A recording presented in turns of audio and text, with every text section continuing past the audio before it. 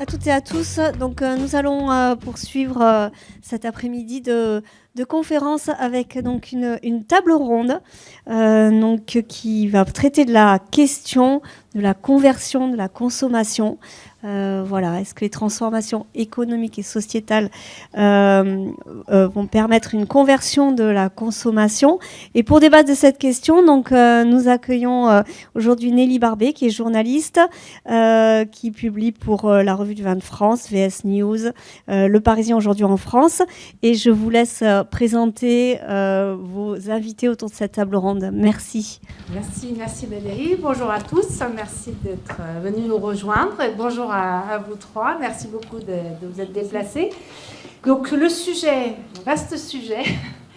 Je vais donner la thématique et on va pouvoir la décortiquer et après lui donner une traduction. C'est les transformations, le monde, les mutations économiques, sociétales, c'est du quotidien, il y en a tout le temps. Mais comment on a envie de se pencher sur la question, sur comment ça influe sur la consommation du vin bio? Est-ce qu'il y a des indicateurs et des facteurs économiques et sociétaux qui guident la consommation et comment influer, en fait, surtout peut-être pour les professionnels qui sont là, c'est de comprendre comment on utilise ces facteurs économiques et sociétaux pour arriver à vendre son vin.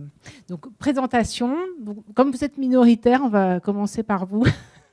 Sur ce plateau, Jean-Marie Cardeba. Donc vous êtes professeur d'économie à l'Université de Bordeaux, professeur également affilié à l'INSEC, et vous pilotez la chaire vin et spiritueux, et vous êtes également président d'une association européenne des économistes du vin. Donc voilà, l'économie du vin, c'est votre spécialité, l'analyse stratégique, beaucoup pour les acteurs de la filière, comment être prêt. Donc, je ne sais pas si vous voulez compléter votre carte d'identité. Madame Forêt-Aune, bonjour. Donc, vous représentez l'agence bio, dont on parle beaucoup ces derniers jours. Donc, aux dernières nouvelles, c'est plutôt optimiste sur l'avenir de l'agence, en tout cas moins inquiétant peut-être. On va suivre dans les prochains jours. Donc l'agence bio, donc c'est l'observatoire de l'agriculture biologique. Est-ce qu'on peut dire ça comme ça?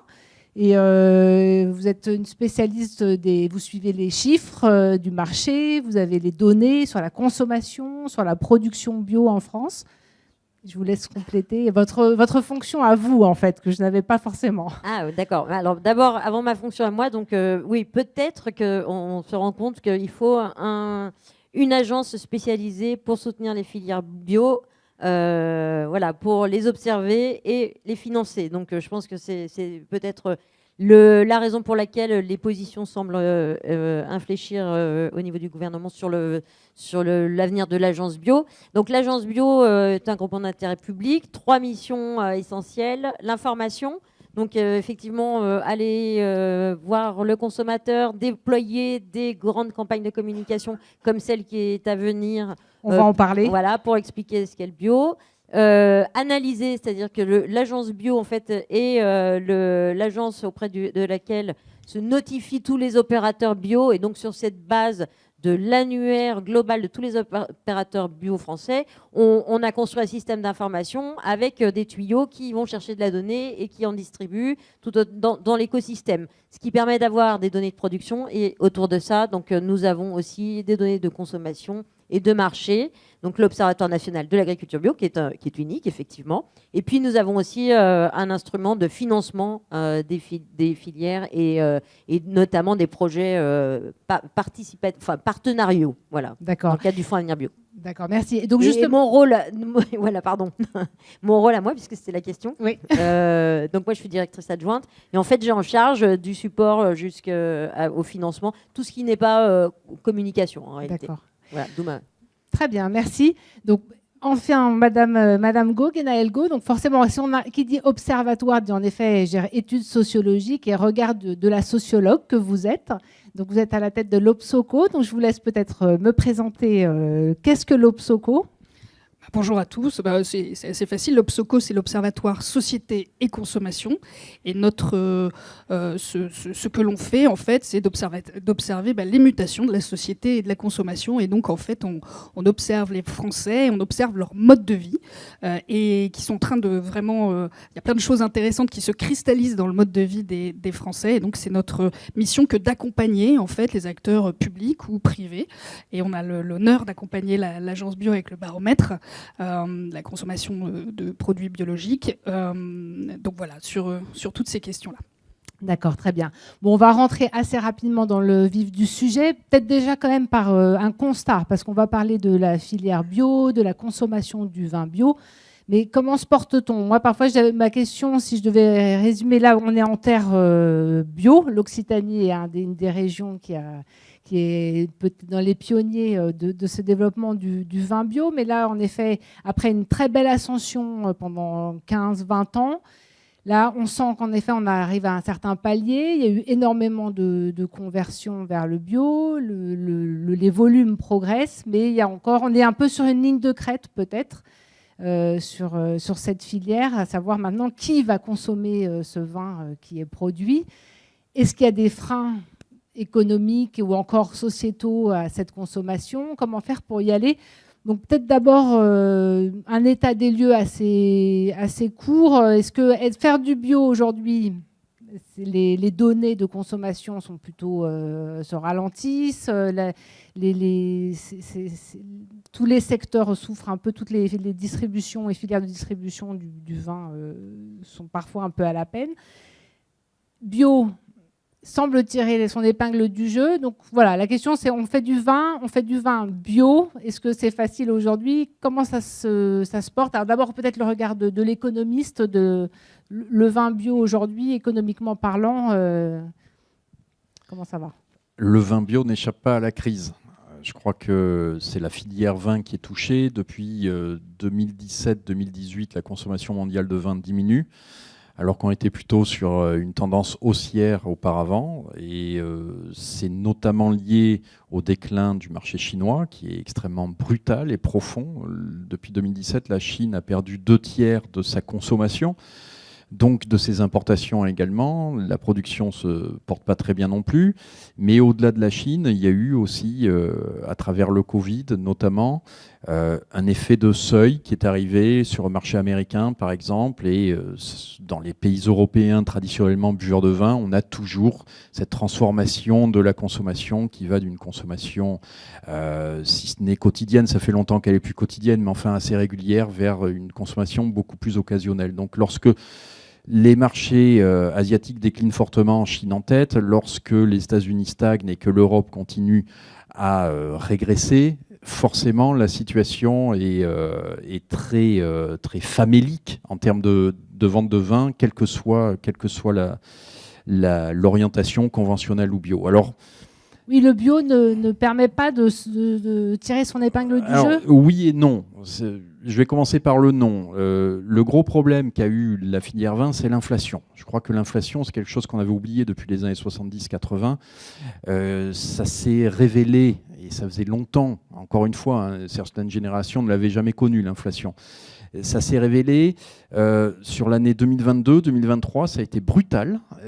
Lorsque on a de l'inflation, on se détourne des biens qui sont les biens non essentiels, ce qui est parfaitement logique. Donc le vin ne fait pas partie des biens essentiels, je dirais ne fait plus partie des biens essentiels, et on s'en détourne. Et si vous prenez les vins, vous avez différentes caractéristiques parmi ces vins, dont certains qui ont une caractéristique qui n'est pas essentielle non plus, du moins pour une grande majorité de consommateurs, c'est la caractéristique bio.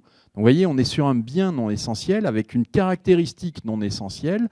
Et lorsque on fait un petit peu le ménage dans son panier de consommateurs parce qu'il y a une forte inflation et qu'on perd du pouvoir d'achat, on se retrouve dans une situation où les premiers biens que l'on va délaisser, ce sont ceux qui ont la caractéristique non essentielle, qui sont eux-mêmes non essentiels. Donc vous m'avez compris, le bio va souffrir de ce point de vue parce que, au final, en termes de prix, on va se reporter vers des prix moins élevés, ou alors on va carrément ne plus prendre ce bien, on ne va plus consommer de vin tout simplement.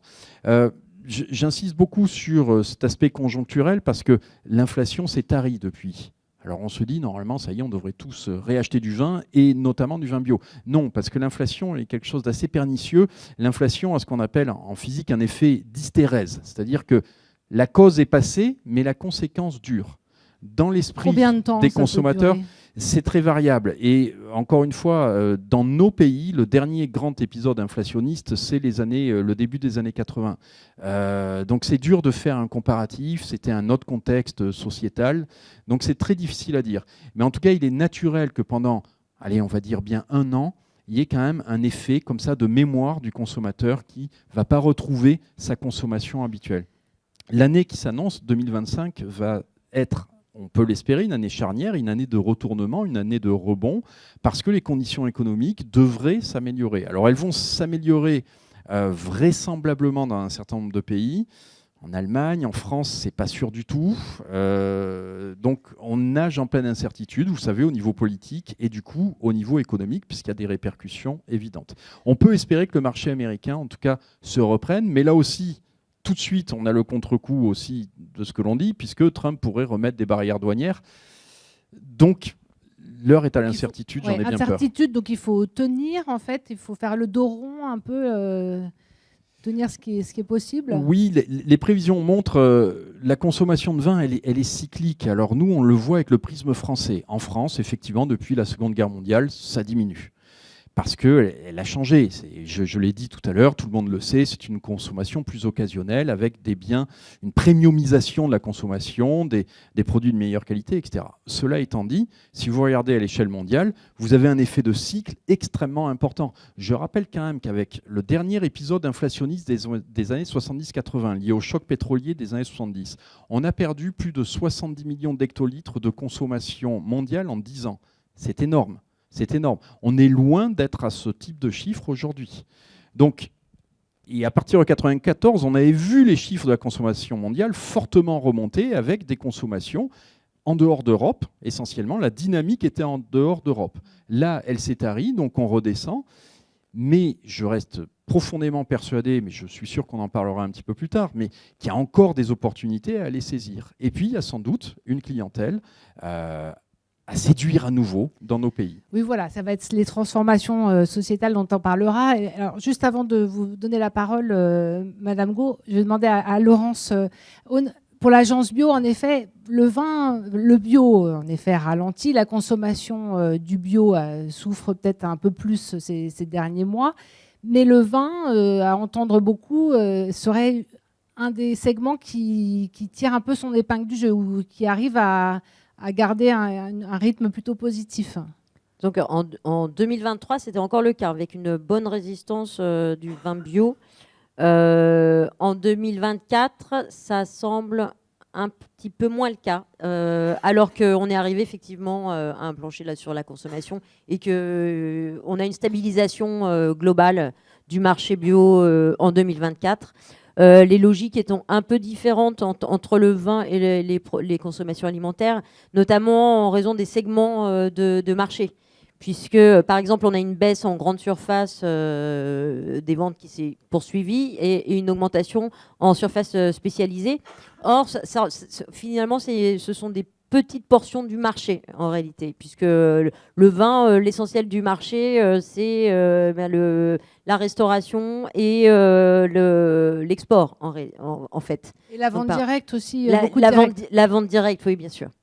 Donc, ce sont des segments, par exemple, le vin a du mal à aller en grande distribution. C'est un segment qui est aujourd'hui vraiment limité. Je crois qu'on est à 111 millions d'euros sur un marché total de 1,3 milliard. Donc, c'est vraiment faible aujourd'hui. Donc, voilà, on a des enjeux. Il y a une question aussi de vrac, en fait, vrac versus bouteille. Donc, c'est très difficile de valoriser son vin en vrac en bio. Donc effectivement, voilà, on a aujourd'hui une situation qui est un peu stable et on voit que le vin finalement tardivement est atteint aussi par ce qu'on a connu sur les autres segments de consommation. Oui, d'accord. Donc c'était sans doute en effet un peu inévitable. C'était un peu la petite bulle qui se maintenait. Et il faut qu'elle subit quelques effets. Mais pourtant, ce vin bio, Madame Gault, il casse toutes les cases. C'est un peu ça que vous dites. Il est en effet, il répond à beaucoup d'attentes. Oui, alors, en effet, c'est-à-dire quand on observe justement la consommation ou les modes de vie à l'Obsoco, on a l'habitude de se dire, d'un côté, il y a tout ce qui est imaginaire, aspiration, les attentes, etc. Et puis de l'autre côté, il y a le cadre de contrainte.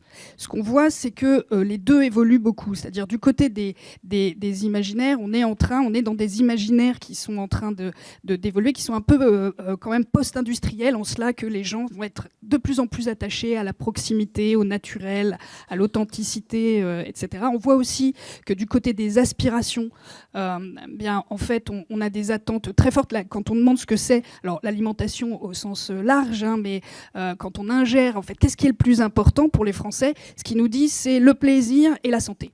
Et la santé, en fait, a vraiment, depuis une quinzaine d'années, a vraiment progressé dans les attentes des Français. Et donc l'alimentation, elle doit être à la fois une alimentation de plaisir, plaisir des sens, plaisir aussi de la convivialité, mais aussi la question de la santé. Ce qui explique effectivement que, et ça c'est monté en puissance longtemps, mais ça s'est vraiment accéléré, ce qui explique aussi la baisse très forte de la consommation d'alcool en général, de vin en particulier, au cours des dernières années.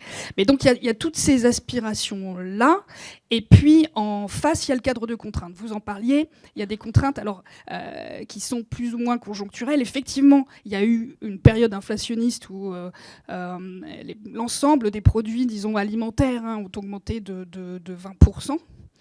Ça a vraiment fait mal aux Français qui en effet ont fait des arbitrages, arbitrage dans les circuits de distribution, arbitrage dans les biens, dans les produits consommés, et certainement des produits plus de première nécessité, comme vous le disiez.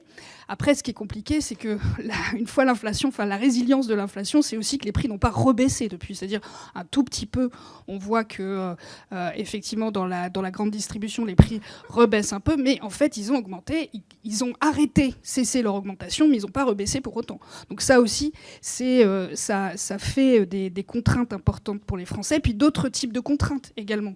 C'est-à-dire qu'on va avoir des contraintes, on l'observe aussi pour le bio en général, des contraintes de temps, des contraintes aussi pour se repérer dans l'information. On travaille beaucoup sur l'information aussi à l'Obsoco, et on voit qu'il y a une forme de fatigue informationnelle générale qui fait que, et on en reparlera peut-être, mais comment est-ce qu'on va aller repérer ce dont on a envie, besoin, ou ce qui correspond à ses aspirations. Sans doute que le bio était un critère de repère, il y a quelques années, était le seul sur le marché pour pouvoir se repérer, et que maintenant il a été rejoint par beaucoup d'autres informations dans lesquelles les Français ont du mal à se repérer. Donc voilà, d'un côté les aspirations, de l'autre le cadre de contrainte, et des comportements qui sont parfois à l'équilibre ou au déséquilibre de tout ça. Et néanmoins, ce qui est intéressant, c'est que en effet, le vin bio semble un peu cocher certaines cases. C'est-à-dire qu'à la fois, effectivement, c'est une boisson alcoolisée. Mais néanmoins, si on ne veut pas sacrifier le plaisir et avoir la santé, ça peut être un équilibre aussi. Il coche aussi un certain nombre de cases. On sait par exemple, et on l'a vu avec Laurence, qu'à un moment donné, le local a pris le pas sur le bio, justement en termes de repères. Qu'est-ce qui va permettre de repérer où se trouve la qualité? Parce que la conséquence de tout ça, c'est que la qualité, de manière générale, elle est devenue beaucoup plus complexe. C'est à la fois effectivement le goût, la santé, il faut que ça soit sûr, il faut aussi que ça corresponde à quelque chose, on n'a pas parlé, mais la question environnementale est évidemment prégnante aussi dans les esprits. Et donc comment est-ce qu'on se repère là-dedans? Oui. Et donc le local, à un moment donné, c'était presque le plus petit dénominateur commun, au milieu d'une information qui était très... Et ça, le vin, par définition, on sait où il est produit. Et alors que les Français ont du mal, par exemple, à se dire que 80%, je crois, de la production bio est française, ils ont plutôt l'impression qu'il y a une grosse part qui est importée. Pour le vin, ça ne fait pas de doute. Donc quand le bio a pu pâtir et du prix, mais aussi... C'était pas du tout la seule raison, en fait, mais de la concurrence du local et d'un certain nombre de choses. Le bio, lui, le vin bio, il avait ça. Et puis, un dernier sujet dont on reparlera certainement, mais mais le vin bio, il porte aussi des histoires, il porte des imaginaires, il est incarné, il raconte vraiment des choses, et je pense que c'est aussi peut-être ce qui s'est perdu en route pour le bio en général. Donc c'est vrai qu'il y a plusieurs choses comme ça qui font que le vin bio, sans doute, est un produit particulier dans le secteur alimentaire, mais aussi dans le secteur du bio. D'accord. Oui, il y a des thèmes dont on reparlera en effet, mais là je rebondis sur, vous parlez de santé, d'environnement, de local, d'histoire. À quoi marche le consommateur de vin bio ? Sur quoi il faut appuyer ? Alors c'est que peut-être que historiquement le bio est né avec la notion de protection de l'environnement, l'absence de pesticides. Est-ce qu'on peut dire aujourd'hui, là je pose la question à vous trois, qu'en effet ce sujet-là est réglé, hein, avec beaucoup de guillemets, en tout cas qu'on a compris que le bio, encore il y a toujours des débats, mais que c'est plus là-dessus que le débat se fait. Est-ce qu'on est toujours sur cette question, le moteur du consommateur bio, c'est vraiment la protection de l'environnement, ou est-ce qu'on glisse vers la souci de la santé, sa propre santé, pas facile avec un alcool et d'argumenter sur la santé peut-être. Où est-ce qu'on est ? Environnement, santé, vous pouvez peut-être continuer, puis après en effet je crois que vous avez vous aussi des choses à dire. Alors, de toute façon, je pense qu'il ne faut pas...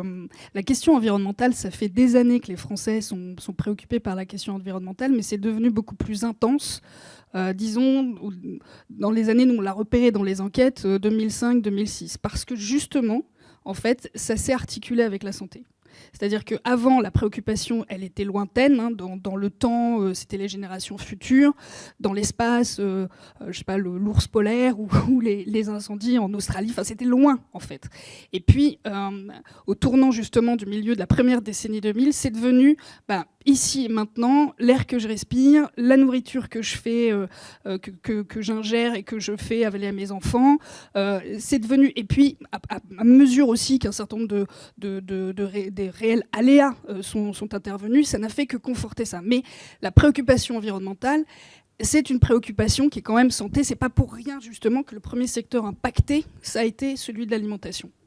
Donc c'est pour ça c'est un peu les deux. Mais c'est lié, voilà, environnemental et santé. En cela que, si vous voulez, c'est un peu les deux facettes. Il y a la facette environnement qui est collective et la facette santé qui est individuelle. Alors est-ce que justement, Monsieur Cardeba, on n'est pas vers un peu plus l'individu et qui veut qu'on lui parle de sa santé ? Il est soucieux de l'environnement, en effet, c'est quelque chose qui le préoccupe, mais finalement, lui, c'est la santé qui compte. Est-ce que le message passe suffisamment en ce sens, que le bio est aussi lié à la santé ?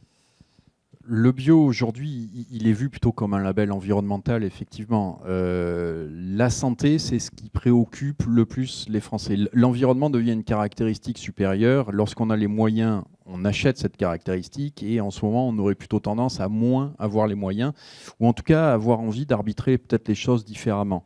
Je crois que l'environnement est devenu en plus une question de plus en plus politisée et clivante dans la société, me semble-t-il, mais là je parle sous réserve de la sociologue.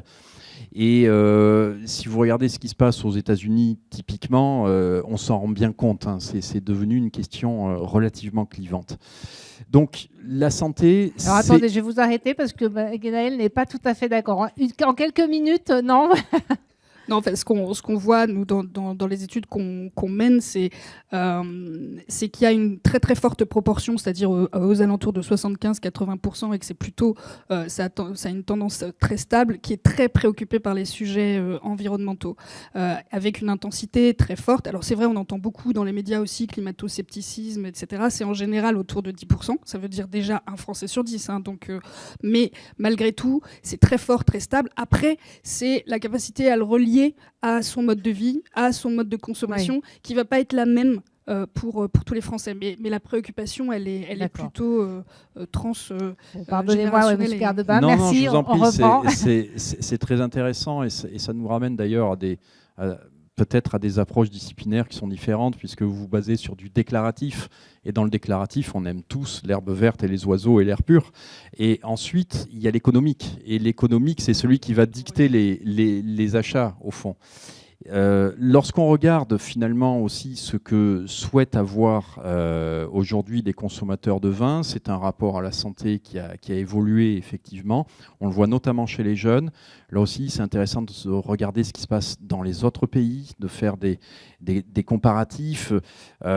Parfois, ce qui se passe ailleurs nous arrive un peu plus tard. Les jeunes consommateurs américains, par exemple, sont très attentifs à leur consommation d'alcool, peut-être plus qu'avant, ce qui n'empêche pas certains paradoxes, parce qu'ils vont prendre d'autres substances d'ailleurs. Mais avoir du sucre, apprécier le sucre dans ces boissons. Exactement. Mais quoi qu'il en soit, s'il y a bien un segment qui gagne quand même des parts de marché aujourd'hui, c'est le secteur du sans-alcool. Et ça, c'est le reflet que la santé individuelle passe avant peut-être l'approche environnementale, parce que sinon le bio devrait se vendre mieux que le sans-alcool. Or, les chiffres c'est plus complexe que ça, parce que le bio a déjà atteint une certaine maturité, le sans-alcool démarre, donc c'est normal que les chiffres de croissance soient beaucoup plus pentus. Exponentiel. Donc ma comparaison est un peu hasardeuse. Néanmoins, on voit cet engouement autour du sans-alcool, que beaucoup rejettent, peut-être certains ici, c'est pas du vin, enfin on entend tout un tas de choses. Finalement, on entend sur le sans-alcool exactement ce qu'on entendait sur le café décaféiné il y a 20-25 ans. C'est pas du café, c'est dégoûtant, c'est environnementalement c'est terrible, etc. etc. Et maintenant, c'est 20% du marché. Oui. Donc voilà, je crois que le bio aujourd'hui véhicule ce message de santé, on le sait, moins de pesticides, c'est une meilleure santé pour les collaborateurs, pour ceux qui ingèrent le produit, vraisemblablement, etc., etc. La communication, elle est peut-être axée encore plus sur cet aspect santé, et je rejoins complètement ce qui a été dit tout à l'heure. Le bio, c'est quelque chose qui doit être incarné, c'est un engagement. La plupart des vignerons qui s'engagent dans le bio le font non pas pour des considérations économiques, peut-être il y a eu un peu d'opportunisme ces toutes dernières années, mais sinon ils le font surtout par conviction. Et ça, il faut le véhiculer. Je pense que la vente directe, qui est quand même la principale source de vente chez les vignerons bio, est pour le coup une bonne façon de le véhiculer. Mais il y a toute une histoire quand même peut-être à construire encore, à approfondir de ce point de vue, autour de la santé aussi. D'accord. Bon. Pour l'agence bio, vous êtes d'accord? Est-ce que environnement, santé, est-ce que c'est complémentaire? Est-ce que ça se suit, Le gros pilote de la consommation, comme le disait Guenaël, c'est la santé, en fait. Mais on voit qu'il y a quand même... et l'environnement est en deuxième, mais l'environnement est en baisse. Donc il y a d'où peut-être cette nécessité d'appuyer sur la santé. Oui, puisque c'est déjà le moteur naturel. Mais bon, c'est un petit peu compliqué quand même de communiquer autour de la santé sur un produit avec alcool. Voilà, et le produit sans alcool ne peut pas être bio. Donc c'est un peu pas encore. Pas encore. Donc effectivement, la santé, en fait, il faut la présenter comme la santé des sols, la santé de la biodiversité, la santé des producteurs, voilà, et en dernier recours, la santé des consommateurs. Pas forcément avoir dans son discours une absence d'intrants, en effet, pour le consommateur qui boit un produit, certes avec de l'alcool, mais... Oui, tout à fait, mais c'est un message qui est un petit peu ambigu. Pas facile, oui, forcément, bien sûr. Ambigu. Évidemment, dans la vinification, quand on a moins de produits qui sont autorisés par rapport au conventionnel, quand les pratiques sont plus propres, bien sûr, c'est un impact. Mais effectivement, il faut peut-être insister là-dessus, sur la clarification des impacts en termes de santé, de la moindre utilisation de produits. D'accord. Et de renforcer en effet l'histoire autour du domaine viticole, de la pratique des sols, du respect je crois que l'incarnation, ça c'est vraiment... peut-être que... Oui. Non, mais ce que je trouve intéressant aussi, c'est qu'il y a tout un discours. On entend beaucoup parler de sobriété à l'heure actuelle, et c'est amusant quand on parle, c'est amusant, en tout cas il y a une bonne coïncidence quand on parle du vin, c'est-à-dire que en effet la sobriété telle qu'on peut la définir, c'est moins mais mieux, et c'est ce qu'on observe dans la consommation quand même de vin, et ce que vous décriviez aussi sur le marché du vin, en tout cas en France, mais c'est qu'on en consomme moins, et donc en volume, effectivement les volumes diminuent beaucoup, mais on va en consommer mieux, ce qui fait que la valeur peut se maintenir. Et je pense que c'est ça qui est intéressant. On est aussi dans un moment de notre histoire économique où notre modèle de développement, il est questionné, c'est-à-dire il est questionné sous sa soutenabilité environnementale, sociale, et même individuelle. Et donc, ce modèle de développement, c'est un modèle où il y avait une production de masse assortie d'une consommation de masse, et puis au milieu, il y avait les grandes surfaces. Tout était gigantesque, en fait. Et ce modèle-là, non seulement il correspond plus effectivement aux imaginaires, mais on voit aussi qu'il achoppe économiquement, parce qu'à un moment donné, c'est une accélération permanente. Je vous dis ça parce qu'on travaille aussi dans d'autres secteurs, et cette accélération, on la voit quels que soient les secteurs. Prenez par exemple le secteur du textile. Moi, quand j'étais petite, il y avait 2 collections par an, quoi. Automne, hiver, printemps, été. Aujourd'hui, il y a 52 collections par an. C'est-à-dire que comme le système, justement, n'enclenche plus, on va accélérer.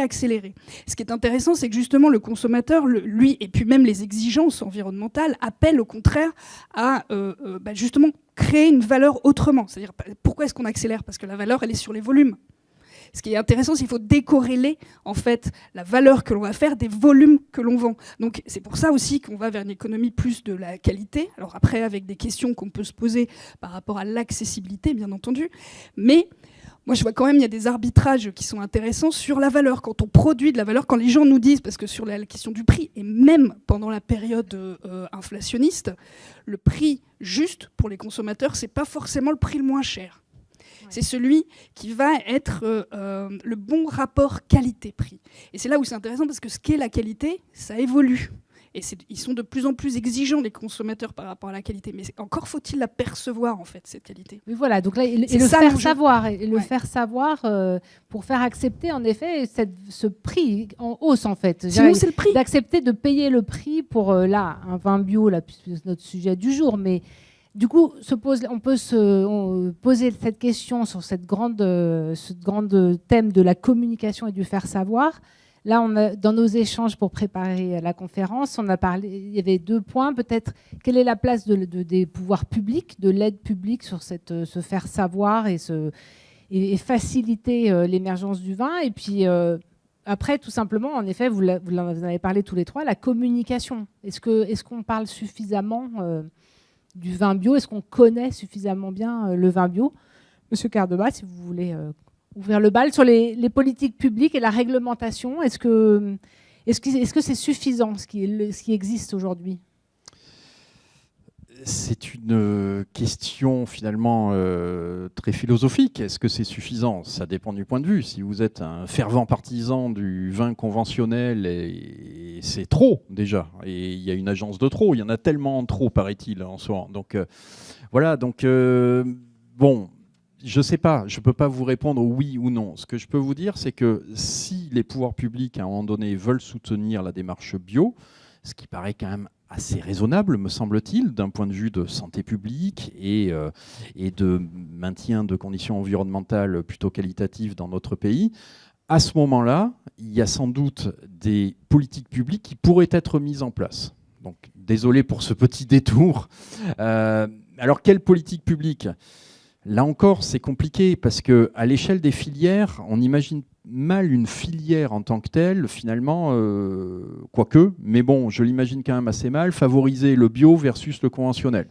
Donc une filière, elle est tenue par définition par les professionnels de la filière, et donc c'est ouvrir une espèce de guerre qui existe peut-être un tout petit peu, mais qui, en tout cas, c'est pas la peine de jeter de l'huile sur le feu. Alors après, c'est la responsabilité d'un gouvernement. Le gouvernement, aujourd'hui, s'il veut soutenir le bio, ça passe généralement par la fiscalité au sens large. Donc on a d'un côté les subventions, si on veut distribuer de l'argent, ou de l'autre, avoir une fiscalité qui soit plus avantageuse, c'est-à-dire moins en prendre pour certaines catégories de vignerons. Donc la fiscalité, pourquoi pas ? Moi, j'identifie quand même un élément intéressant. Les bios souffrent aujourd'hui. Moi, je ne suis pas bordelais, mais je travaille à Bordeaux depuis très longtemps maintenant. Et dans la région bordelaise, comme c'était le cas ce matin encore, il pleut beaucoup. Il pleut beaucoup depuis quelques années notamment, et il y a une pression mildiou qui est absolument invraisemblable. Faire du bio à Bordeaux aujourd'hui, c'est une gageure. À ce moment-là, on a des pertes de récolte qui peuvent être extrêmement importantes. Est-ce que les pouvoirs publics peuvent intervenir à travers l'assurance récolte, des subventions, des mécanismes assurantiels pour le bio, parce que c'est les plus frappés effectivement par cette pluie incessante et la pression mildiou, ben pourquoi pas ? Je pense qu'il faudrait réfléchir, me semble-t-il, à ce genre de choses. En tout cas, accepter d'avoir une fiscalité différente pour ceux qui génèrent des externalités environnementales positives, c'est-à-dire qui vont ne pas utiliser des produits phytosanitaires de synthèse, etc. Et puis les autres, ceux qui font leur métier de façon plus traditionnelle. Est-ce qu'on connaît aujourd'hui le nombre de vignerons justement bio qui souscrivent une assurance particulière? Est-ce que ça existe? Est-ce qu'il y a une offre dans l'univers de l'assurance sur Elle est pas, pour ce que j'en sais, elle n'est pas différenciée. C'est-à-dire qu'il existe des offres assurantielles, il existe déjà des systèmes de subvention, mais ce n'est pas différencié. Et je pense qu'une politique publique qui me paraîtrait à peu près pertinente serait justement faire cela, c'est-à-dire aider là où le bas blesse. Finalement, on veut être pro-environnemental, mais on a un retour de bâton lié à ça. Eh bien, je pense que les pouvoirs publics, pour finalement valoriser cette démarche et valoriser le fait qu'on génère des externalités positives pour les écosystèmes, devrait d'une certaine façon alléger la charge pour les producteurs bio. C'est une piste, il y en aurait d'autres. À étudier. Il faudrait avoir un assureur aussi, peut-être, savoir lui comment est-ce qu'il pourrait appréhender ce sujet-là. C'est moins la question assureur que finalement du pouvoir public qui va subventionner. Oui. Donc l'assureur, lui, aura lui, les il mêmes... fera voilà. tout à fait. Madame Foreo, bon, là, c'est vrai que l'actualité est évidente, mais bon, je souhaite vous entendre sur les pouvoirs publics, l'action publique par rapport au soutien de la filière bio. C'est vrai que l'agence bio vient de vivre quand même des journées un peu difficiles et très nuageuses et très dans l'incertitude. Pourquoi est-ce que l'agence bio doit être là et se maintenir? En fait, on a un enjeu. Alors, juste avant de répondre à cette question, je vais juste revenir en arrière en fait sur les marchés, puisque je ne sais pas si j'ai été très claire. Allez-y. Donc, la partie grande surface spécialisée ou pas représente à peu près un quart du marché. Et en fait, ça a été on a vu pour l'alimentaire des augmentations en fait en surface spécialisée en alimentaire. Ça n'est pas un marché naturel pour le bio. C'était ça mon voilà. Donc, mais c'est vrai que c'est appelé des vœux de la filière que ça le devienne, que la grande distribution. C'est pas un marché naturel, c'est un marché naturel, mais de petite taille. Oui. Voilà. En revanche, comme on l'a évoqué à la conférence précédente, la restauration, par exemple, est un vecteur qui reste dynamique. Donc, pour revenir sur les politiques publiques, alors, évidemment, en dehors des mécanismes de soutien de la politique agricole commune, etc., l'enjeu, c'est aussi de créer un marché. Et créer un marché, en fait, c'est donner... un univers, un imaginaire, c'est avoir de l'information sur qu'est-ce que ça veut dire être en bio, qu'est-ce que c'est que se convertir, qu'est-ce que c'est comme impact sur la biodiversité, la qualité des sols. Donc c'est un ensemble de choses qu'il faut pouvoir raconter positivement au grand public et qui perçoivent le bénéfice en fait de passer d'une bouteille de vin à une bouteille de vin bio. Par exemple, c'est valable pour les autres produits. Et là, il me semble que ça avait fait vraiment consensus dans les pouvoirs publics, notamment dans le cadre des réflexions autour de la planification écologique l'année dernière, puisque par exemple, l'agence bio a vu son budget de communication multiplié par 10. En fait, on aurait capacité à créer une grande campagne, la plus grande qu'on ait jamais portée, justement pour valoriser le produit bio avec cet imaginaire de plaisir, évidemment, comme on l'a évoqué tout à l'heure, et mettre en avant, comme on a commencé à le faire dans le cadre de la campagne de l'année dernière, pour nous, pour la planète, ayons le bioréflexe, mettre en avant en fait les bénéfices que cette agriculture, parce que c'est quand même 22% du total, donc en surface, donc les bénéfices pour les nappes phréatiques, voilà, c'est comme je le disais tout à l'heure, donc la qualité des sols qui donne un meilleur raisin, et puis la biodiversité, etc. Donc il y a un gros enjeu de communication. Ça ne va pas suffire de faire une grande campagne comme ça. Il y a aussi un enjeu d'éducation, d'éducation à l'alimentation, d'éducation au goût, puisqu'on a, avec les vins bio en particulier, une qualité qui semblerait supérieure, puisque les vins bio sont globalement mieux notés que les vins conventionnels aujourd'hui. Donc, une éducation au goût, c'est aussi important. Et on a la même chose. En fait, nous, on a un souci aussi d'introduire, justement, ce qui peut favoriser le vin, introduire le plus possible de produits bio en restauration. avec le programme Cuisinons plus bio. Oui, voilà. Donc, Mais alors pour le vin, pour le vin bio, comment on introduit, vous dire dans la restauration collective en fait, il y a 1% de produits bio en restauration commerciale. Hein. J'ai dit collective. Non, c'est moi qui. Ah pardon. Oui. Non, monsieur, voilà. Non, on ne veut pas le retour du vin dans les cantines. Hein. Je pense que tout le monde a fait ce deuil. Non, dans la restauration commerciale, on a 1% de produits bio au global en restauration commerciale. Il y a quand même, sur ce 1%, 47% qui concernent du vin. Donc, c'est vraiment... Donc là, vous comptez, c'est vrai que ça pourrait être des professionnels. Le monde de la restauration, je crois que c'était le thème de votre conférence juste avant. Tout à fait. Ils ont un rôle à jouer d'ambassadeur du vin bio. Mais ils le jouent. Et en fait, et le vin bio fait son propre ambassadeur, si je puis dire, parce qu'on a une bouteille, une étiquette, une identification de la personne qui a travaillé, de l'origine. En fait, on a tout ce qu'on ne peut pas avoir sur une courgette. Donc, mais est-ce que c'est suffisant? Parce que justement, vous parlez de communication, on peut aborder le thème justement de votre campagne. On peut imaginer qu'elle va en effet être présentée là au Salon de l'Agriculture. Donc en effet, une grosse campagne, 5 millions d'euros sur le bio.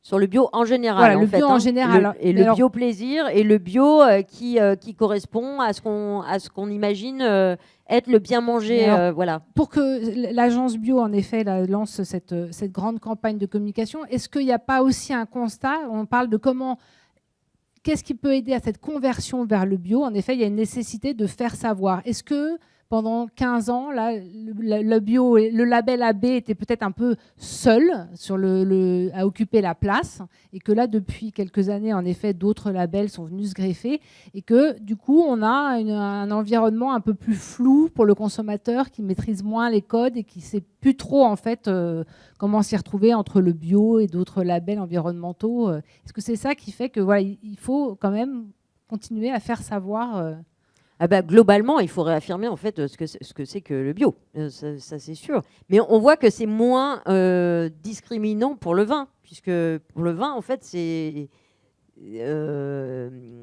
une attractivité supplémentaire, le label, en réalité, le label bio. Mais AB, suffisamment AB, parce qu'il y a énormément de labels en bio. Il y a Terravitis, il y a des HVE qui est décrié. Hein, ça, c'est pas bio.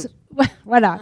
Non, mais ce que je veux dire, c'est que c'est une préoccupation environnementale. Est-ce que ça répond en effet à ce souci du consommateur, Guénaël, d'avoir un produit santé, respectueux de l'environnement, qui raconte une histoire? Parce qu'il y a plein de vignerons qui font des vins pas forcément bio, mais qui ont en effet tout un univers soucieux de son environnement. Juste quand même, en fait, le label AB est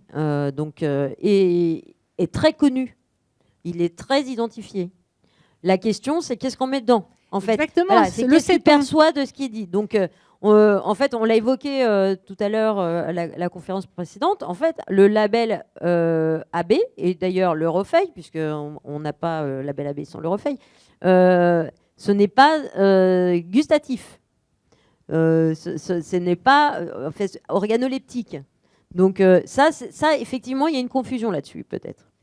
Donc, est-ce qu'en effet, il y a un travail à faire? Est-ce qu'il faut, réexpliquer? Oui, alors en effet, et c'est bien ce qu'on voit dans l'alimentaire en général, c'est-à-dire que il y a eu le label AB était sans doute un des premiers pour pouvoir se repérer dans une forme de qualité qui était en train de monter en puissance, et puis beaucoup de labels ont ensuite émergé, des partis pris aussi de la part des industriels, des positionnements, des communications, etc. Ce qui fait que la fonction même d'un label qui est de se repérer, quand il y a une multiplication des repères, il opère plus sa fonction on sait plus se repérer dans les repères, en fait. Et ça, c'est compliqué. C'est sans doute moins compliqué pour le vin, parce qu'il y a quand même moins... la notoriété des autres labels est beaucoup moins forte. Là, aujourd'hui, quand on voit la notoriété je sais pas, il y a 25 labels qui bénéficient d'une notoriété soit forte, soit non négligeable. Et c'est très, très compliqué pour le consommateur. Bien sûr, ça va être une garantie, mais de quoi? Et du coup, on finit par plus savoir comment faire, quoi. C'est ça qui est compliqué. Et je pense qu'en effet, le bio a perdu en route quelque chose au milieu de cette cacophonie d'une certaine manière. Oui, donc Il il l'a faut pas remettre défendu. l'église au milieu du village ou réexpliquer vraiment concrètement. Oui, mais la difficulté, c'est qu'on n'est plus dans le même univers qu'il y a 15 ans en matière d'information et de communication. Et ça, je pense que Laurence a l'affronté tous les on jours. a hâte de voir la campagne. Parce qu'il faut émerger. Je vous le disais tout à l'heure, on travaille aussi sur le rapport des Français à l'information. Ça a changé à une vitesse folle en moins de 10 ans. C'est-à-dire qu'en moins de 10 ans, la première source d'information quotidienne et plusieurs fois par jour, ce sont les réseaux sociaux. C'est plus, il y a toujours effectivement le JT et pas mal d'autres médias traditionnels, mais on voit une forme là aussi, il y a une fragmentation des canaux. Il y a un flux continu qui fait qu'on est plutôt submergé par l'information. Et comment est-ce qu'on émerge dans ce flux d'informations-là ? C'est compliqué. Et en effet, comment... Et là-dessus, c'est pour ça que ce qui, auparavant, en fait, quand il y avait l'Agence Bio ou des institutions qui voulaient parler aux consommateurs, parler aux Français d'une manière... il y avait des canaux bien identifiés et puis on pouvait avoir une communication assez descendante, mais de toute façon, il y avait on pouvait informer. Aujourd'hui, on ne peut plus informer. C'est-à-dire qu'effectivement, quand on voit quels sont dans notre baromètre, quand on demande justement pourquoi est-ce que vous ne consommez pas plus de bio, il y a la question du prix, mais il y a aussi la question du doute. C'est intéressant, donc qui arrive juste derrière. Oui. On se dit, est-ce que c'est vraiment bio ? Alors ça, on pourra en reparler parce que c'est la question aussi des circuits de distribution. Mais comment est-ce qu'on lève ce doute ? C'est par davantage de connaissances, par davantage d'informations. Mais aujourd'hui, les consommateurs, il n'y a plus la bande passante. Si vous voulez faire passer de l'information, il faut d'abord les attirer par leur centre d'intérêt. Il faut d'abord leur proposer des choses qui vont les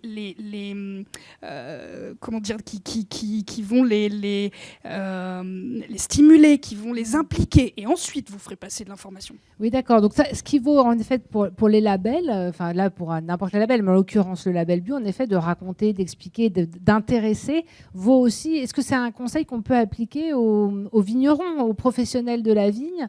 Monsieur Gardeba, vous, dans votre livre blanc, vous insistez, et Guénaël aussi vous en reparlez, de ce fameux storytelling, de raconter. Est-ce que ça vaut aussi pour les professionnels ? Parce que le label, l'agence bio ne peut pas non plus tout faire. Et chacun doit aussi raconter son histoire et attirer son public et son consommateur.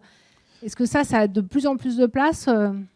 Alors le storytelling, oui, c'est absolument essentiel et ça veut bien dire que le produit est incarné, on l'a dit, donc il y a une démarche à raconter, il y a une histoire, chaque démarche, chaque histoire doit être singulière pour capter le consommateur qui est en attente de ça et qui justement là sera réceptif, parce que c'est vrai que j'aime bien l'expression de Gwenaël sur la bande passante, il n'y a plus de place, effectivement. Donc ça, c'est un premier point. Ensuite, il y a un point sur lequel je voudrais revenir, c'est sur une campagne de communication institutionnelle sur le bio. Alors justement, je ne sais pas par quel vecteur, mais si c'est un vecteur un petit peu traditionnel et une campagne institutionnelle, je vais être très franc avec vous, j'y crois pas. Mais vous allez nous dire après, Laurence. En revanche, je suis persuadé que ce qui serait bien plus efficace, par exemple, puisque vous avez parlé de la restauration, etc., si vous mettiez sur toutes les cartes de restaurants des petits labels AB, comme on en voit sur pas mal de restaurants déjà, en face des vins qui sont bio, et je crois qu'à ma connaissance, il n'y a aucune étude qui permette de dire avant, après, sur une carte de restaurant, est-ce que le label AB a permis de vendre massivement... Enfin, dans quelle proportion le label aurait permis de vendre plus de vin bio dans la carte ? Alors peut-être ça existe, il faudrait, non, logiquement ça devrait exister, mais en tout cas si ça n'existe pas, il faudrait le faire. Donc déjà, regardez, est-ce que ce qu'on appelle, nous dans notre jargon, des nudges, donc en anglais, c'est des petits stimulus que l'on vous envoie à travers justement un icône, quelque chose placé ici ou là. Typiquement, ça, il faudrait le regarder. Donc ça serait une chose à faire. Et ensuite, ça serait peut-être d'avoir un accord avec leur restauration pour, pourquoi pas, prendre à la charge d'une agence bio, par exemple, l'impression de carte de restauration où on mettrait systématiquement un label AB. Alors c'est un peu naïf quand je dis comme ça et maladroit, ça ne se fera pas de la sorte. Mais c'est vraiment cette idée, en tout cas, qu'il faut envoyer un signal au bon moment. Le signal à 19h58 avant le JT, ouais, pourquoi pas, mais je répète que j'y crois pas plus que ça. En revanche, lorsque vous êtes en train de choisir un vin, si on vous met le label AB à ce moment-là, alors que vous êtes concerné par la question, là, je crois que ça aura beaucoup plus d'impact. Donc ça, c'est un premier point, un deuxième point, pardon. Et le troisième point, c'est sur la prescription. Je pense qu'aujourd'hui, storytelling, il faut incarner, il faut envoyer le signal au bon moment, je viens de le dire. Et le troisième point, c'est la prescription. Vendre du vin aujourd'hui, c'est être prescrit. Et je crois que c'est absolument essentiel. Justement, vous mentionnez le livre blanc qu'on avait fait à l'occasion de Vinitech, un livre blanc sur la commercialisation, sur la mise en marché, 10 fiches pratiques. Il y en a une qui est consacrée justement à la prescription. C'est essentiel parce que, au fond, lorsque on est un peu saturé d'informations, si on a un prescripteur auquel on fait confiance, eh bien, on va acheter le bien, finalement, sans trop se poser de questions. Et notre coût de recherche d'informations sera réduit au minimum. On m'a dit que, et je fais confiance à cette personne. Donc ça, c'est parfait. Alors, qui peut prescrire le bio aujourd'hui? C'est ça la grande question. Donc, au-delà de la communication, il faut trouver les prescripteurs du bio.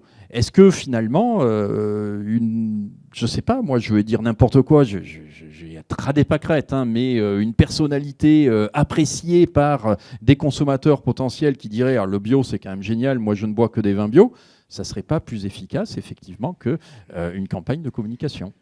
Alors Laurence, est-ce que vous voulez... Non, mais Laurence, je trouve que c'est intéressant parce que ça pose effectivement des questions. Comment est-ce qu'on fait dans le monde d'aujourd'hui? En fait, on est en train de balayer les 4 leviers pour que les comportements changent, c'est-à-dire le levier de l'information.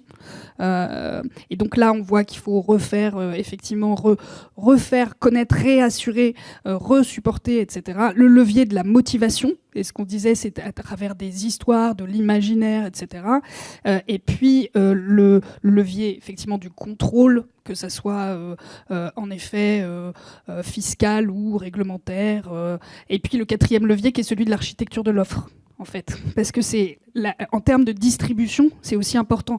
Dans notre baromètre, c'est-à-dire que dans notre baromètre, on voit des gens qui consomment pas de bio parce qu'ils l'ont pas là où il faut leur course. Accès à l'offre. Et qu'on oublie aussi que quand on a parlé de la crise du bio, elle était multifactorielle, mais elle a été aussi la conséquence de moins de distribution de bio. Si vous avez moins de bio en grande surface, et puisque c'était les grandes surfaces qui, dès les premiers indicateurs, ont été très rapides, en fait, quand la croissance du bio était forte, à s'y mettre, mais ont été aussi rapides à retirer de leur rayon le bio ensuite, bah forcément, ça s'est effondré. Et là, il y a des choses effectivement, en termes de distribution qu'il faudrait mettre en place. Et après, peut-être, en effet, raisonner. On parlait juste avant la conférence vous avez peut-être entendu parler du Franuit. Non, Franuit. Franuit, c'est justement, c'est important de faire de la communication institutionnelle pour bien des raisons, parce qu'il y a aussi la légitimité de l'émetteur et puis ça crée de la notoriété. Mais si vous voulez créer de l'engagement, malgré tout, ça crée de la notoriété. Mais si vous voulez créer de l'engagement, effectivement, aujourd'hui, ça va passer par d'autres réseaux. Le Franuit, c'est cette petite framboise qui a baigné dans 2 bains de chocolat, un de chocolat blanc, un de chocolat noir, et qui fait la folie là dans les grandes surfaces et dans les marchés. Ah, d'accord, j'ai pas repéré. Vous regarderez, et c'est notamment les plus jeunes. Ah oui. Ça s'est passé juste par de la recommandation, comme Jean-Marie le disait. Ah oui. En fait, c'était de la recommandation sur TikTok. Et par qui? Par les consommateurs directement. C'est pareil, les égéries, moi j'y crois pas trop. C'est-à-dire quelqu'un qui viendrait tout d'un coup dire moi pourquoi pas, ça fera pas de mal. Mais là, il va y avoir de la vraie conviction. C'est-à-dire que là, ce qui s'est passé, c'est qu'en une traînée de poudre, ce sont des tonnes et des tonnes, et ça coûte 40 € le kilo, quoi. D'accord, oui, donc là il y a une vraie réussite marketing. Bah ouais, mais parce que comme vous le disiez, il y a de la recommandation, mais c'est la recommandation qui est beaucoup plus horizontale et sans doute aucune de ces stratégies n'est exclusive. C'est-à-dire c'est toutes qu'il faut mettre en œuvre. Ça doit être systémique en fait l'approche. Et peut-être pas toujours maîtrisée d'ailleurs. Ça s'achète la recommandation horizontale aussi. Hein. Il y a des agences très spécialisées qui font ça très bien. Ou alors ça va ouvrir en effet des nouveaux métiers. Jamais aussi efficace que quand il y a ce côté spontané. Ouais. Oui, alors oui, Laurence, est-ce que vous pouvez nous en dire un petit peu plus sur cette campagne? Franuit, oui, j'ai quelque chose à dire. Si vous êtes fan, vous pouvez... Ce n'est pas un marché qui se construit. En fait, c'est un produit qui déstructure finalement pas mal les approvisionnements aussi des grandes surfaces qui ont été prises d'assaut. C'est quelque chose d'assez je me le note dès la fin de la conférence. Oui. Alors, sur la communication, effectivement, on ne va pas faire des affiches avec juste la Marianne. Voilà, je comprends que ça ne serait pas très, très vendeur. Mais on a mené un énorme travail en fait pour rassembler un peu l'écosystème bio et mixte pour réfléchir en fait et réaffirmer quelles sont les valeurs de la production bio en France. Et donc, on a construit cette campagne en fait de façon itérative, collective. Donc déjà dans l'esprit, et qu'est-ce qu'on avait envie de mettre en avant dans notre façon de faire différemment, dans notre enthousiasme et notre engagement. Donc il y a tout ça derrière cette campagne et en fait derrière, c'est tout un système de communication qui va se mettre en place. Il y aura de l'affichage avec la petite Marianne. Est-ce que vous pouvez nous en dire un petit peu concrètement où est-ce qu'on va lire le bio et le vin bio, comment il va s'y retrouver dans cette campagne? Il fera partie de l'ensemble en fait des produits qui seront mis en avant. Mais donc la campagne sera dévoilée en principe au salon de l'agriculture. Un petit avant-première pour Millésime Bio. Alors un avant-première, c'est la loi E20. Oui, alors évidemment en respectant la loi E20. Donc parce que c'est aussi une des difficultés de la consommation, voilà, et de la promotion de la viticulture. Et ce que je voulais dire aussi, c'est qu'on a déjà fait, bon, c'est pas la première campagne, c'est la première de cette ampleur, mais on a déjà fait avec Bioréflexe des campagnes avec des affichages près des lieux de vente. Et en fait, on a mesuré l'efficacité, notamment on a fédéré derrière des interprofessions qui ont repris la campagne et qui ont mis en avant. Donc, c'était pour nous, pour la planète Bioréflexe, mais sur leur filière. Et quand ils ont mesuré en fait l'impact en termes d'achat au point de vente près d'un affichage, c'était plus 5%. Donc il y a une efficacité malgré tout en fait. Donc il faut pas minimiser la possibilité de mobiliser tous les médias. Et c'est ce qu'on va faire. C'est un système global qu'on réfléchit. Donc effectivement, il y a les communautés TikTok, réseaux sociaux. Il y a aussi encore près des points de vente et notamment des grandes surfaces, un impact aussi auprès de la personne qui va acheter. Donc c'est tout ça qu'on va mobiliser et avec une notion de plaisir, donc avec une bande musicale, voilà, qui n'existait pas dans les versions précédentes de nos campagnes, sur un grand classique modernisé. Donc on essaye de faire traverser aussi les générations en fait entre Bourville et Bon Entendeur. Voilà. Ah, d'accord, très bien. Bon, on va attendre encore quelques jours avant de connaître. Oui. Juste un point sur ces aspects-là. Le contenu du label, le périmètre, lorsqu'on regarde les autres labels, on se rend compte aussi, mine de rien, qu'ils sont évolutifs, ils se basent sur des référentiels qui sont corrigés très régulièrement. Et le label bio, pour le coup, je ne sais pas, je vous pose la question directement, pardon. Non, mais c'est vrai que vous posiez la question tout à l'heure. Est-ce que ce label a évolué sur les 10-15 dernières années? Est-ce qu'il y a des choses nouvelles à dire sur le bio? La réglementation, la dernière en date, c'est de 2018, donc effectivement, il y a une évolution. Ensuite, une fois que la réglementation européenne est arrêtée, il y a les interprétations qu'on peut faire en tant qu'État membre. Et donc là, c'est le rôle du Comité national de l'agriculture bio qui travaille au guide de lecture. Et des questions se posent, y compris en viticulture. Donc c'est évolutif. Alors, avec les coups de serbe de simplification qu'on nous annonce, on va voir en quoi le règlement bio européen va être attaqué et le guide de lecture français, puisque voilà, c'est pas spécifiquement le guide de lecture français qui est visé quand on entend parler de surtransposition, mais bon, le doute est encore permis. Donc l'évolution, la discussion avec les professionnels, elle existe. Voilà, là évidemment le sujet qui est sur la sellette, c'est la désalcoolisation. Sur la viticulture, c'est quand même un sujet majeur. Alors, à la fois réduction du taux d'alcool et à la fois désalcoolisation, comme on l'a évoqué. Donc, ça fait partie des choses qui sont discutées d'abord au niveau du Comité national de l'agriculture biologique et puis ensuite portées au niveau de la Commission, puisqu'il y a des évolutions qui peuvent faire l'unanimité au niveau européen. Donc, voilà, c'est... D'accord. Et alors, moi, je voulais revenir, Guénaëlle, vous parlez de distribution. En effet, ça, on ne l'a pas abordé. Vous aviez on parle en termes d'innovation, de comment accéder finalement à ce vin bio. En effet, si le consommateur ne consomme pas vin bio, parce que là où il va faire ses courses, il n'y a pas forcément l'offre.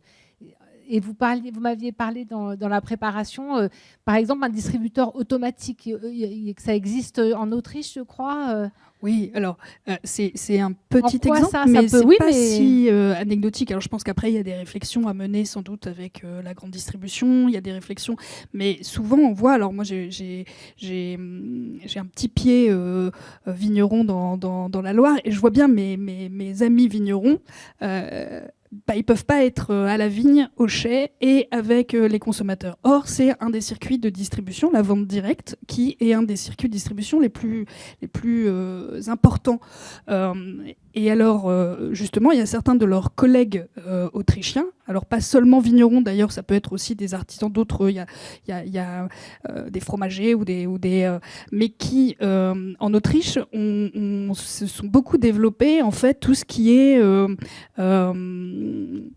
comment on appelle ça ? Excusez-moi, le mot m'échappe, mais ce sont des distributeurs automatiques, oui, réfrigérés, qui sont assez élaborés, c'est-à-dire nous, on a l'habitude peut-être à la campagne du petit truc pour avoir les baguettes ou pour avoir au mieux une pizza, ou alors les distributeurs automatiques de confiserie. Là-bas, c'est beaucoup plus élaboré. D'ailleurs, ils sont une spécialité en industriel d'exporter ce genre de machines. Et donc, ils se mettent à plusieurs vignerons. Et donc, bon, évidemment, si vous faites toujours visiter, ça fait partie du métier de vigneron, et ils ne s'en départiront pas que de faire visiter, évidemment. Mais quand il s'agit juste d'acheter une ou deux bouteilles ou de récupérer une ou deux caisses, etc., quand vous êtes tout seul ou à deux, c'est très compliqué. Et là, vous avez recours à ce genre de machine. Et c'est extrêmement efficace, en fait. Oui. Et en fait, ce qui m'a amusé, c'est que là, pas plus tard que ce matin, moi, j'ai reçu un mail pour information presse, justement d'une entreprise basée à Aix-en-Provence qui va lancer, je ne dirais pas son nom parce que peu importe, mais justement qui est spécialisée dans la distribution automatique et qui, pour l'instant, se positionne comme la première. Donc ça, il faudra qu'on vérifie. Mais en effet, ils répondent à un besoin, en effet, aussi bien côté professionnel que consommateur. Côté consommateur. Parce que le consommateur, il y a aussi une forme d'habitude d'asynchronicité de la consommation. C'est-à-dire avec justement la montée en puissance, la numérisation de nos modes de vie, l'e-commerce, etc., vous pouvez acheter une paire de chaussures à 5 h du matin, en fait. Et là, si vous voulez, vous pouvez acheter du vin à 5 h du matin, aller le récupérer. Et donc ça va avec la synchronicité aussi de la consommation. Mais moi, j'ai été très surprise parce que j'ai visité l'usine en question qui fabrique ces machines.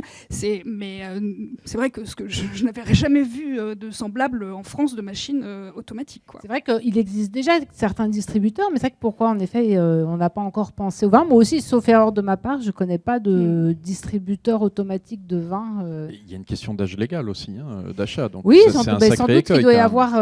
il y a bien sûr des garde-fous et tout un mécanisme à mettre en place, mais ça doit être possible. Alors, si on poursuit là, toujours dans cette idée de comment booster la conversion du consommateur, attirer plus, il faut ouvrir le spectre des consommateurs, ça touche tout le monde. On peut penser à différents marchés, en effet. Donc, il y a le marché français, mais il y a le reste de la planète, tout le reste de la planète, l'export. Donc, je m'adresse d'abord à l'économiste. Est-ce que c'est en effet des marchés à développer, à aller vendre son vin, ce qui n'est pas forcément facile quand on a un vin bio et qu'on veut un bilan carbone raisonnable, d'aller à l'autre bout de la planète, mais... Alors, je ne crois pas que le carbone rentre dans le périmètre justement du Pas bio, et c'est peut-être là que le bas blesse, mine de rien. Ouais. Alors, plusieurs points pour développer la vente de vin bio. On a parlé de la communication qui, à mon sens, doit être beaucoup plus ciblée au moment de l'achat et typiquement en restauration. Je pense que l'œnotourisme est amené à se développer. Le bio est déjà très largement, en termes de vente, tourné vers cette vente directe et vers l'accueil du consommateur. Alors effectivement, il y a cette problématique qui ne peut pas être partout, donc ce qui veut dire des investissements en personnel, mais aussi des investissements en infrastructure. Et c'est compliqué lorsqu'on fait des accueils touristes de ne pas être bio au fond, je trouve. Et notamment si on veut les faire dormir, etc., et les faire participer à des travaux dans la vigne, pourquoi pas ça peut se faire, etc. Donc je pense que le tourisme est un bon vecteur. Le bio a certainement un atout par rapport au conventionnel. La communication bien ciblée, l'incarnation, la prescription, etc., etc. Donc il y a quand même des vecteurs en interne. Et puis après, comme pour toute la filière, effectivement, de la même façon qu'on a eu à un moment donné le marché américain qui s'est très largement ouvert, le marché asiatique qui s'est très largement ouvert, on a eu des vagues d'ouverture comme cela. Et ces pays sont venus finalement absorber tout ce qu'on ne consommait plus en France. Alors avec une demande qui était différente, il a fallu s'adapter. On a su s'adapter. On a su s'adapter au goût par cœur dans le Bordelais dans les années 2000 par exemple. Ça, c'est un petit peu polémique de dire ça, mais c'est vrai malgré tout. Donc on se retrouve dans ce cas de figure aujourd'hui où l'on se dit on est extrêmement défaitiste, on a un grand creux conjoncturel, on dit que tout est structurel, plus personne ne veut de vin. Non, c'est faux, c'est conjoncturel. Il y a des éléments structurels, et pour ces éléments structurels, il faut aller chercher des nouveaux consommateurs. Alors, ils sont ailleurs, ils sont à l'étranger. Les marchés dynamiques, aujourd'hui, bien malin celui qui peut dire lesquels ils seront dans 5 ans, etc. Mais on identifie quand même déjà des poches. Prenez un pays comme le Vietnam, ce pays est devenu la plaque tournante industrielle de l'Asie du Sud-Est. C'est la porte d'entrée vers la Chine, c'est la porte de sortie de la Chine vers les autres pays pour éviter un certain nombre de sanctions commerciales, etc. C'est un pays qui a une très forte croissance économique, c'est un pays dans lequel il y a eu une influence française à une certaine époque, et je peux vous le dire, c'est un pays dans lequel il y a aujourd'hui des domaines, des caves coopératives qui se débrouillent extrêmement bien. Donc, vous voyez, le Vietnam n'est pas un pays auquel on pense spontanément, puisque si vous allez dans les interprofessions, on vous parle toujours des 6 grands marchés. Alors c'est le Royaume-Uni, l'Allemagne, le Japon, les États-Unis, la Chine. Avant, c'était la Russie aussi. Voilà, et la Belgique. Bon, une fois qu'on a dit ça, le monde est vaste encore. Le monde est vaste, il y a des consommateurs. Il y a une appétence pour le bio que vous allez retrouver dans certains marchés, mais ça, je pense que tous les producteurs de vin bio le savent. C'est notamment les grands monopoles canadiens, norvégiens, etc. C'est l'Europe du Nord. Tous les pays à revenus élevés, c'est la Suisse aussi, dans lequel d'ailleurs le bio va être favorisé en termes de douaniers. Donc, ça, on le sait, mais maintenant, il faut sans doute aller prospecter ailleurs. Alors, c'est pas simple quand on est un domaine. En revanche, il peut y avoir des actions collectives, et il peut y avoir des actions de filière, il peut y avoir Business France qui vous accompagne, il peut y avoir un certain nombre de choses qui peuvent être faites à des échelles collectives pour amortir les coûts d'investissement commerciaux qu'il faut faire dans ces pays. Mais aujourd'hui, il faut être en Afrique. Vous savez, pour Bordeaux, typiquement, le marché le plus en croissance en export, c'est la Côte d'Ivoire. Ça, on ne l'aurait pas forcément dit il y a 20 ans non plus. Donc, il faut être innovant commercialement aussi, et pas simplement sur le produit. Très bien. Et innovant aussi au terme marketing. Là, c'est vrai que vous nous aviez, il faut valoriser finalement le produit vin bio. On est peut-être moins sur le volume, comme vous le disiez tout à l'heure, mais en effet sur moins mais mieux et aussi mieux valorisé. Et vous avez pour ça un exemple qui est assez parlant. Comment on fait pour devenir le skier? Oui, moi ça m'a beaucoup marqué ces deux dernières années justement très très inflationnistes où pour dire aussi que effectivement, quand on perçoit pas la valeur, ça va tout de suite être le prix qui s'impose. Mais quand on perçoit la valeur, il peut en être tout autrement, parce que l'un des succès alimentaires des 2 dernières années, c'est le skier. Est-ce que tout le monde sait ce qu'est le skier? Est-ce que vous voyez ce que c'est que le skier? Le skier. Le skier. Rappelez-nous peut-être ce que c'est. Le skier, en fait, c'est pas. Vous prenez un fromage blanc allégé. Et vous prenez le skyr, et en fait, en termes de composition nutritionnelle, c'est exactement la même chose. Sauf que le skyr, c'est vendu 2 fois plus cher. Parce que c'est islandais, parce qu'il y a une promesse d'alimentation fonctionnelle, justement, c'est plus de protéines. Parce que, après tout, le fromage blanc 0% aurait très bien pu dire, moi aussi, j'ai beaucoup de protéines par rapport à un fromage blanc, à un yaourt ou je ne sais pas quoi. Mais non, il y a un fromage blanc 0% où il y a moins de gras, ok, mais il y a le skyr où il y a plus de protéines. C'est la même chose sur le plan nutritionnel. C'est la même chose sur le plan du goût. Ça dépend des marques. Sauf qu'il y en a un qui est vendu 2 fois plus cher. Donc comment ça pourrait se décliner pour le vin bio? C'est vrai que c'est... Je pense qu'il y a déjà eu beaucoup, parce que quand on regarde par exemple des viticulteurs du Languedoc-Roussillon, où il y a eu beaucoup de production, et à un moment donné la qualité n'y était pas, et puis des néo-vignerons ou des vignerons qui ont repris et qui se sont construits justement des marques, c'est-à-dire qu'ils se sont conçus notamment pas seulement autour d'une appellation, mais autour de leur propre nom. Ça a été le cas aussi dans la Loire, énormément, avec une créativité aussi sur l'étiquette, une créativité aussi sur la façon de s'adresser à ces consommateurs. Là, je pense que ça existe aussi. Mais ça, voilà, tout ça pour dire que même dans un moment où il y a où justement tout est focalisé sur le prix, il y a un moyen. Il y a toujours moyen, en fait, notamment c'est ça le problème, en fait, aussi de cette spirale d'accélération dans laquelle on est. Encore une fois, je le répète, parce que je pense que c'est vraiment ce que nous disent aussi les consommateurs, c'est quand on voit plus la valeur, le seul truc, c'est le prix. Et donc, c'est vrai qu'il y a une course beaucoup autour de ça, et notamment alors c'est notre modèle de développement, et c'est le modèle aussi des grandes surfaces, dont les marges sont très très faibles, donc il faut vraiment être sur le volume. Mais néanmoins, quand on change, quand on déplace la valeur, il y a moyen de justement que le consommateur arbitre en votre faveur. D'accord. Bon, très bien, oui. Donc vraiment créer, personnaliser ce lien avec le consommateur, s'adresser directement à lui. Là, on voulait garder plusieurs minutes pour des éventuels échanges avec la salle. Donc peut-être une dernière question, parce qu'en effet, on est dans un salon professionnel avec des vendeurs, des producteurs, des acheteurs. Un conseil ou deux conseils sur comment, justement, sur ces transformations économiques et sociétales qui sont permanentes finalement, et comment arriver à bien en jouer pour booster ces ventes et donc la consommation. Qu'est-ce que vous auriez comme recommandation en quelques minutes? Je sais que c'est vraiment très très court, mais c'est vraiment pour donner une idée. Moi, je pense qu'on revient à la question des histoires. Moi, je pense qu'il faut raconter des histoires. Et aujourd'hui, les consommateurs, les individus en général, nous parlent, quel que soit le secteur, ou quel que soit le secteur de leur vie, nous parlent d'une recherche de sens. C'est-à-dire on est dans un moment qui est très compliqué parce qu'on ne sait pas se projeter, le sens vers lequel on va, et on ne sait pas non plus bien interpréter les mutations dans lesquelles on est. Et là, il y a un moyen, si on s'adresse aux consommateurs en racontant des histoires qui leur permettent de faire sens pour eux, là, on répond aussi à un besoin immatériel du consommateur qui est essentiel à adresser.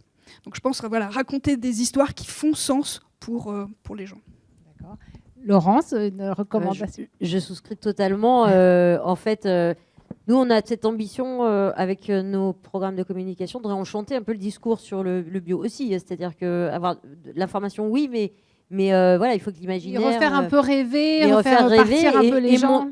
Et montrer qu'en fait, bien manger, de la convivialité, etc., c'est la nature du bio aussi, en fait. Parce qu'on est souvent dans un collectif, on échange sur les pratiques, on essaye des choses. Enfin, il y a tout ça aussi dans le bio, mais effectivement, le raconter, c'est mieux.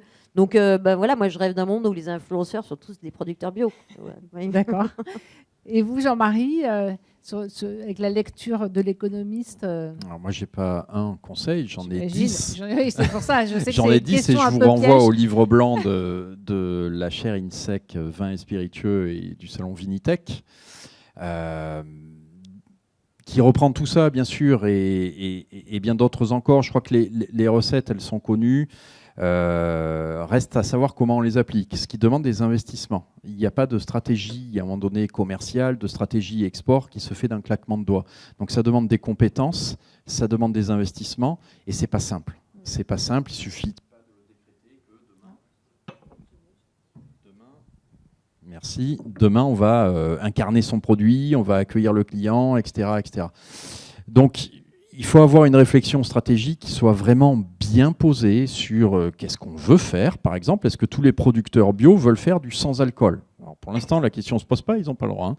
Mais typiquement, ça, je suis persuadé que parmi les producteurs bio, il y en a sans doute beaucoup qui ne voudraient pas faire du sans-alcool parce qu'il y a des intrants au moment de la fabrication, du process pour désalcooliser le vin qui n'ont sans doute pas envie de mettre dans le vin.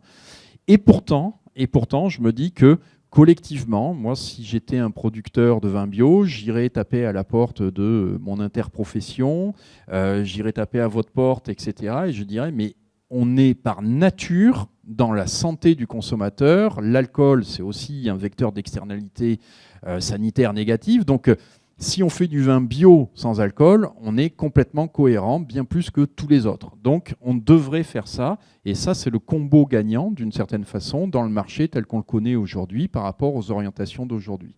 Et enfin, pour dire quelque chose peut-être d'un tout petit peu pratique, mais qui est en lien avec cette moindre consommation d'alcool, je nous trouve invraisemblablement conservateur dans le monde du vin, en proposant un packaging qui n'a pas bougé depuis à peu près 200 ans. Je pense que le 75 centilitres, aujourd'hui, ne répond pas aux attentes de la plupart des consommateurs qui recherchent des contenants plus petits. Alors, on m'explique que le consommateur veut du 75 centilitres et que c'est comme ça et pas autrement.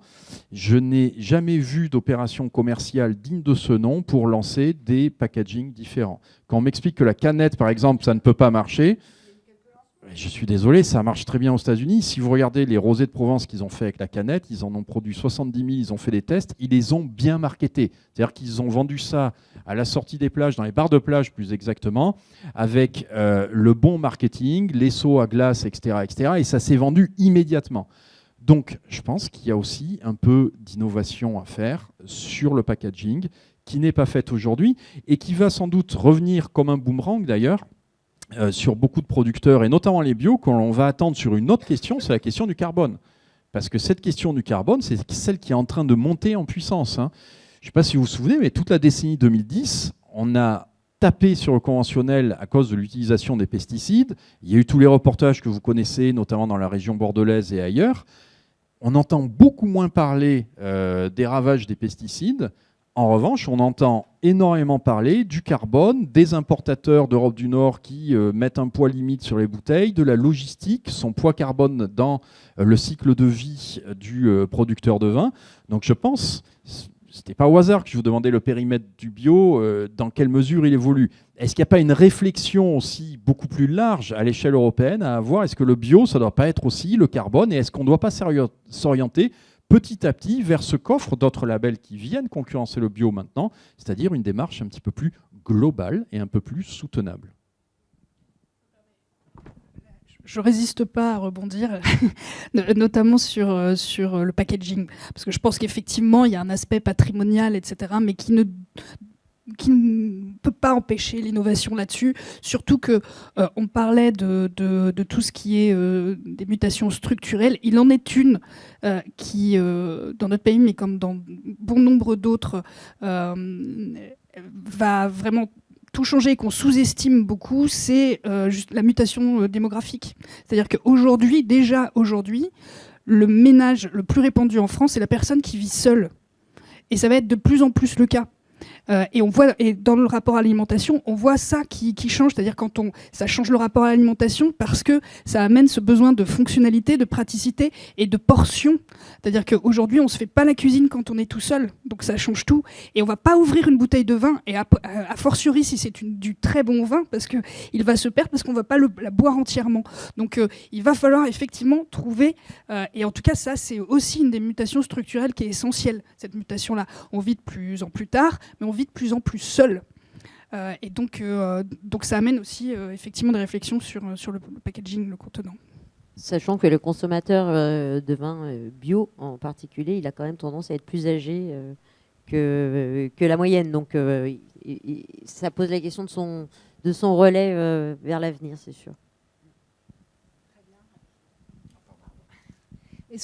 Merci beaucoup. C'est vrai que là, on pourrait en effet enchaîner sur plusieurs, encore beaucoup d'échanges passionnants, je trouve. Mais peut-être place aux questions. Est-ce que dans la salle, vous avez des retours, des remarques à faire à l'une des trois personnes? Juste sur la dernière réflexion qui était le consommateur de bio est plus âgé en moyenne. Est-ce que c'est une question liée à une approche sociologique ou c'est juste économique? En fait, moi, je prends les chiffres vraiment du baromètre de la consommation bio. Donc, le vin n'est pas parmi les produits les plus achetés du consommateur bio, enfin du consommateur qui achète bio au moins une fois par mois. Et dans cette moyenne-là, en fait, il y a une surreprésentation des personnes plutôt plus âgées et plus aisées. Voilà, c'était le sens de ma remarque.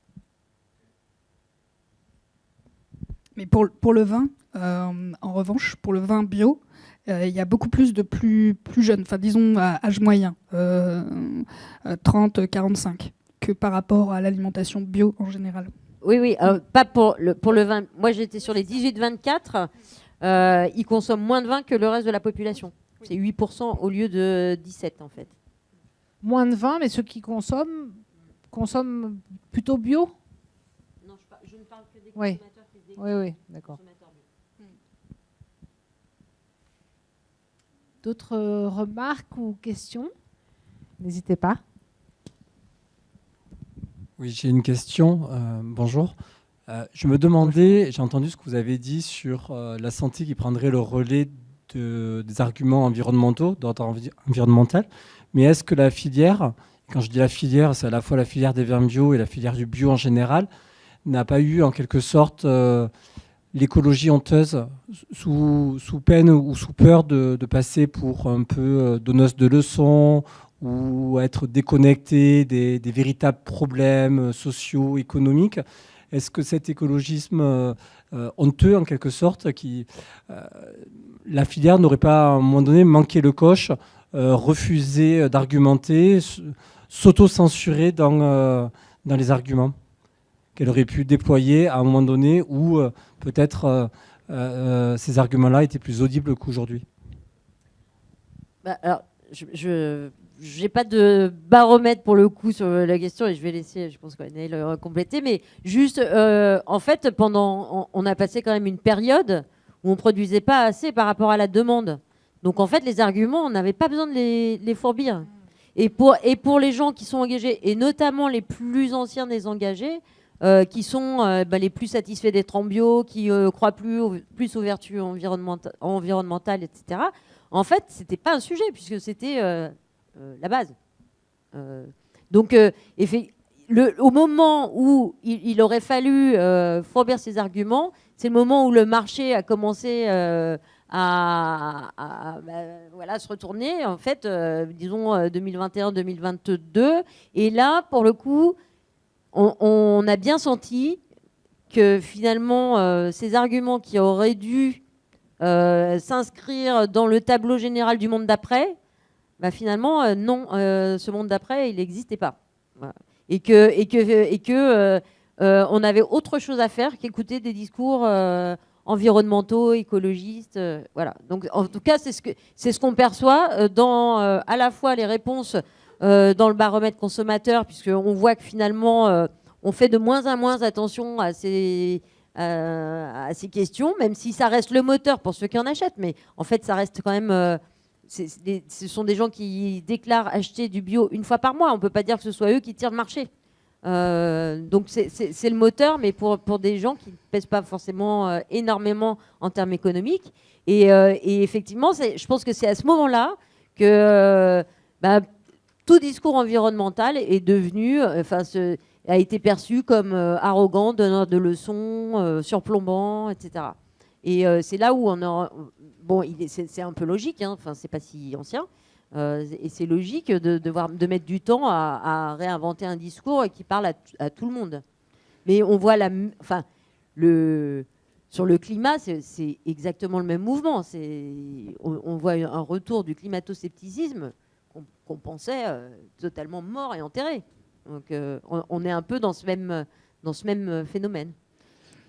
Ouais, en fait, je pense que effectivement, il y a un coche qui a sans doute été manqué à la fois par les acteurs et en même temps par la conjoncture inflationniste. Mais aujourd'hui, ce qu'on voit chez justement les consommateurs, c'est que en effet, c'est second par rapport au prix ou par rapport à la santé mais c'est pas secondaire dans les esprits. En revanche, là où il y a backlash, en bon français, du consommateur, c'est parce qu'il a l'impression, c'est la politique du petit geste qui a complètement, qui a un peu coulé l'affaire. C'est-à-dire que ce que se sont dit les gens, c'est qu'ils étaient prêts à agir, surtout qu'il y a eu dans la foulée, on l'observait déjà 2018-2019, et puis en effet, tu parlais du monde d'après. Et là, il y aurait eu sans doute quelque chose à faire sur l'environnement qui catalyserait ce qui existe toujours, qui est une forme d'éco-anxiété. Mais là, ensuite, on a dit aux consommateurs consommer responsable, donc avec une dimension un peu moralisatrice. On a beaucoup d'industriels aussi ont pris l'argument, mais qui s'est très vite, et on l'a bien vu d'ailleurs, ça s'est complètement retourné sur le prix. C'est-à-dire tout d'un coup, c'était full environnement, et puis ensuite ça a été complètement local, et puis ensuite ça a été complètement prix. Et donc on s'est aperçu, et les consommateurs se sont aperçus que c'était du greenwashing. En gros, ce qu'ils disent, c'est on a un peu essayé. Ceux qui ont essayé, c'était nous et c'était pas assez. Mais en revanche, les pouvoirs publics, les marques, les acteurs de l'offre, eux, c'est eux qui pourraient faire bouger les choses. Et moi, je crois assez peu une politique de la demande. Hein. C'est l'offre qui guide beaucoup la demande. Et à un moment donné, le consommateur s'est dit, OK, on est revenu à ce qui se passait justement début des années 2000. Il y a un problème, mais moi, tout seul, je peux rien faire. Alors qu'il y a eu un moment où, justement, on raccrochait avec « oui, même mes petits gestes en tant que consommateur vont pouvoir agir pour beaucoup de Français ». Maintenant, on est revenu à ce « ok, c'est une goutte d'eau ». Et c'est un peu un souci pour toutes ces causes-là. Et c'est là où c'est important, parce que j'ai peut-être semblé un peu négative à l'égard du consommateur qui déclare acheter une fois par mois. C'est hyper important d'acheter une fois par mois. Voilà. Donc c'est hyper important aussi d'introduire de plus en plus, même à petite quantité de bio dans son assiette, dans son caddie, dans sa cave. D'accord. Vous voulez dire quelque chose ? Non, sur l'écologie honteuse, moi ça m'évoque simplement le fait qu'à une époque, la honte était renversée, c'est-à-dire qu'on pointait du doigt le bio et on les présentait comme vraiment presque une maladie honteuse, effectivement, parce que combien de fois j'ai entendu dire que le bio c'était moins bon, le vin bio, hein, je parle du vin, qu'un vin bio était moins bon, et dans des instances scientifiques dédiées au vin bordelais, je l'ai entendu. Donc c'est quelque chose que j'entends, mais qui m'a toujours beaucoup interpellé. Donc la honte, je ne sais pas dans quel camp elle est, et je crois qu'il y a quand même aussi cette dimension où on aurait peut-être honte de ne pas faire du bio, et on les pointe du doigt en disant ce qu'ils font, c'est pas bon. Donc c'est comme ça, moi, que je perçois la question. En tout cas, c'est ce que ça m'évoque. Merci. Autre question ? Là, l'échange va toucher à sa fin, de toute manière, mais si vous avez une remarque, n'hésitez pas, c'est le moment. Bon, écoutez, je crois que c'est vrai que là, c'était un échange fourni et riche. Merci beaucoup à tous les trois d'avoir participé, nous avoir aidé à réfléchir, en effet, sur ces transformations qui sont permanentes, et on va bien voir, en effet, chaque jour, à chaque année, comment ça évolue. Merci à tous d'avoir été là pour cette table ronde. Et puis bon salon à ceux qui continuent jusqu'à demain. Et à bientôt. Merci beaucoup.